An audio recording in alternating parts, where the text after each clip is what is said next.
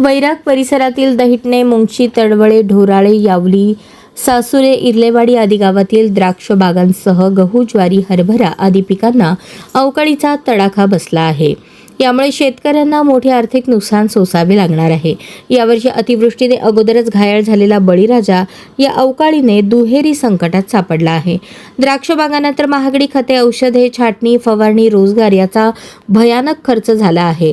शेतकऱ्यांनी आपल्या तळहाताच्या फोडाप्रमाणे आपली पिके उभी केली होती, परंतु या खराब वातावरणामुळे आणि अवकाळीमुळे अक्षरशः बळीराजाच्या स्वप्नांचा चिखल झाल्याचे पाहायला मिळत आहे.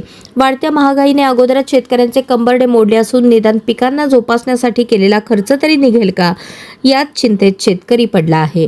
अतिवृष्टीची तुटपुंजी रक्कम देऊन शेतकऱ्यांना शासनाने निवडणुकीच्या तोंडावर पीक विमा देण्याचे आश्वासन दिले, मात्र निवडणुका पार पडल्या तरीही शेतकऱ्यांच्या खात्यावर पीक विम्याचे पैसे जमा झाले नाहीत. या निमित्ताने बळीराजाच्या तोंडाला पाने पुसण्याचे काम सरकारने केले आहे. त्यामुळे या अस्मानी संकटातून सावरायचे कसे, हा मोठा प्रश्न शेतकऱ्यांसमोर उभा आहे.